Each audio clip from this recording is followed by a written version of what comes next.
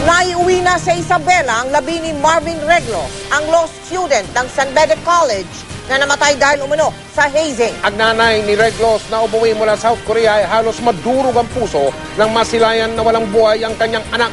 Mula sa bayan ng Burgos sa lalawigan ng Isabela, nakatutok live si Maria Bulaklak Outlet. Maria. Mel, Mike, naging maramdamin nga ang pag-uwi dito sa Burgos, Isabela ng 25 anyos na si Marvin Reglos, ang first-year law student ng San Beda na namatay nitong linggo dahil sa hazing.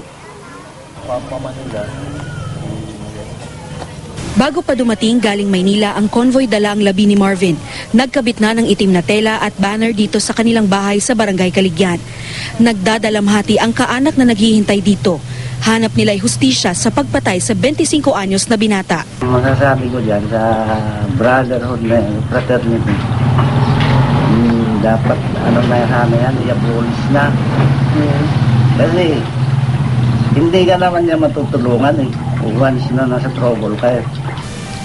Matapos ang halos 9 na oras na biyahe, bandang tanghali dumating na ang convoy.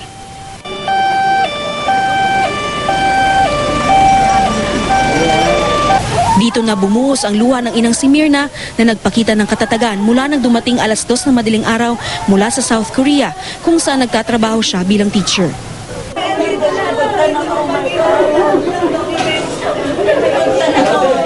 Di raw niya akalain na sa kanyang muling pag-uwi, bangkay na niyang makikita ang anak. Bumuhos din ang pakikiramay ng mga kabarangay ni Marvin. Dito kasi siya lumaki at bumuo ng pangarap na maging unang abogado sa kanilang pamilya.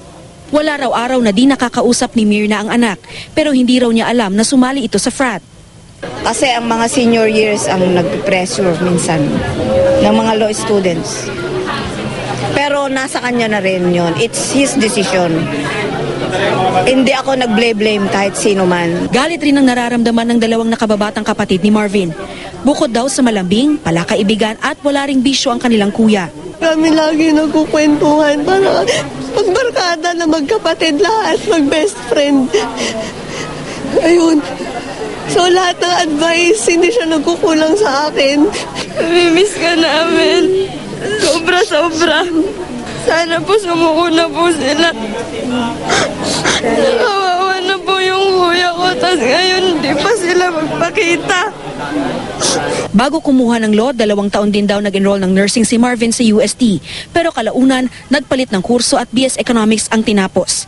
Nagturo pa sa isang kolehiyo dito sa Isabela. Pero tila nagpahiwatig umuno ito ng masamang mangyayari nitong linggo.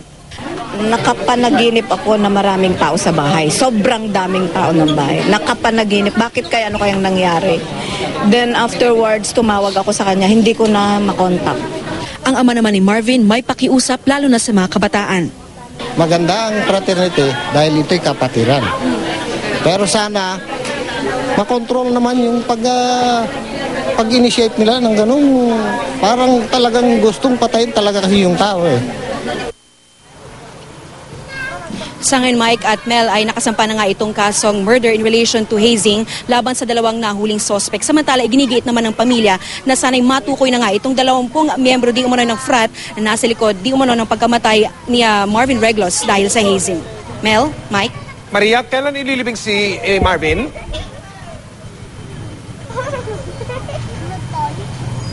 Maria, kailan ililibing si Marvin? Kailan ililibing si Marvin?